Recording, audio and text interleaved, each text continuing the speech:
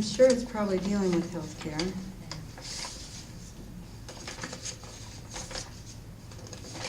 Somebody don't like that card.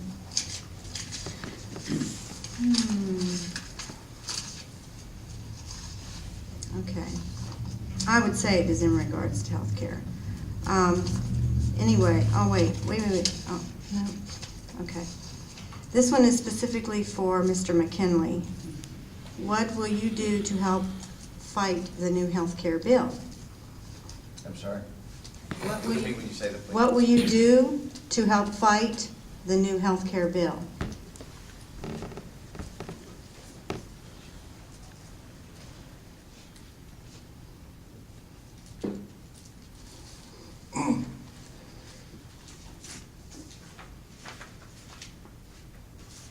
What we have now is a law of the land. And still 61% of the people in the First District of West Virginia oppose that bill. We have opportunities that are currently being pursued, from what I understand, in the Senate, looking for opportunities that will force that bill to come back to the House for a vote. If they're, I guess we're getting down the weeds, and I apologize for getting down to the details of how a bill gets passed, but there's an opportunity for that to come back to the House for another vote. If that comes back for another vote, and it looks like it will be, we have a chance to be able to rally the people again one more time. But I think what we need to do as a party is to not necessarily accept, because I don't accept this. I think this is going to have a very deleterious effect on us throughout the country. But we need to have an alternative. And I think that was one of the problems with the Republican Party, did not have an alternative expressed as forcefully as it should have been during that debate.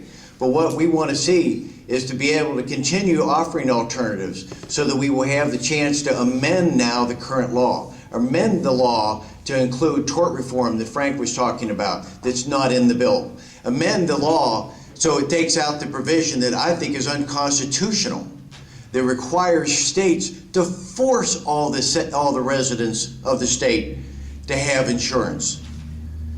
Already 2 states, Idaho and Virginia, have already passed legislation that they're not going to abide by that you can't force that. That's an unconstitutional mandate. That's some of the problems we have in Washington, that Washington keeps pushing things down on the states and giving them an obligation to take care of, but that's not what's in the Constitution. And if we're going to respect our Constitution, it's not a living document, it's in concrete.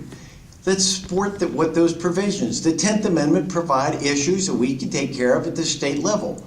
So what we're talking about is I want to make sure that some other bill and alternatives that we can amend into it will deal with tort reform. I want to make sure that we have small pools for small businesses to be able to collectively merge together to be able to take alternatives to it. I want to make sure that there is no individual that steps in between a patient and his doctor in that relationship, because that's what it's all about. I want to make sure somehow in this discussion as we continue on with it that we respect the sanctity and the privacy. I don't want the government running our health care plan.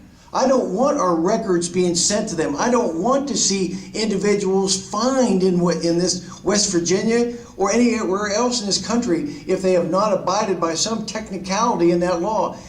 It's maybe the law now, but it's an opportunity for all of us to amend it as we continue on in this fight. The fight isn't over on health care.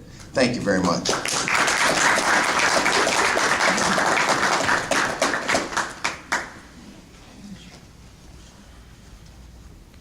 Okay, this is for each of the 1st Congressional District candidates.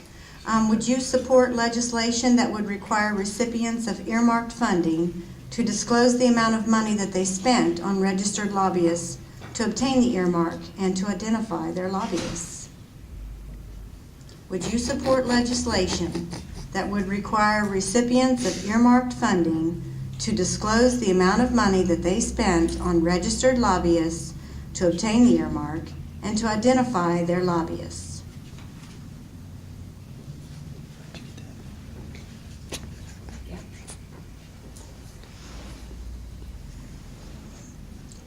First of all, let me say that the whole concept of earmarks that contribute funding to a particular project or something within a given state that does not have a federal responsibility connected to it should not be permitted. That violates the enumerated powers of the Constitution that limit Congress to appropriating money for only certain things, and in any case that it does not relate to a federal purpose, I would vote against it. However, in this particular situation, if perhaps an earmark has a federal justification, then I would not only support legislation to require full disclosure, but I would support legislation that requires competitive bidding on all projects. I don't think any organization or company should receive federal funding without proving to the public that they are the best organization or group to provide that service. So yes, I would support that legislation.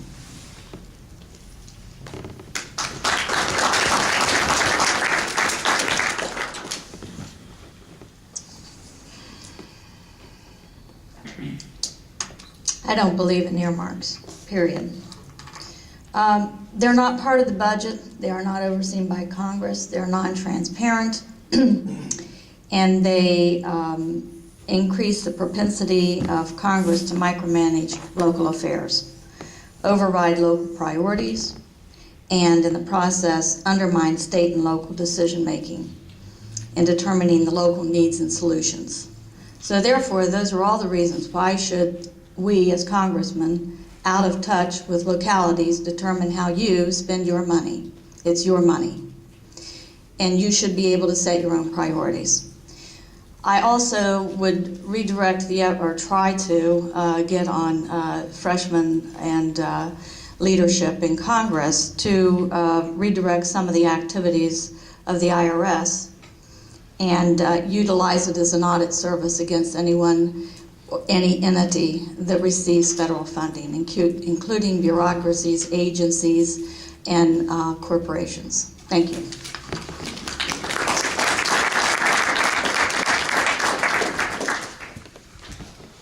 There are three parts of this. The first is the simple answer, yes, I would support it. The second piece of this is anything that opens the blinds and spreads sunshine on this thing known as earmarks, I'm all in favor. And then third, I'd be in favor of getting rid of them entirely if we can across the board. You got to be careful, not having said that you eliminate the opportunity for West Virginians to join in on this government.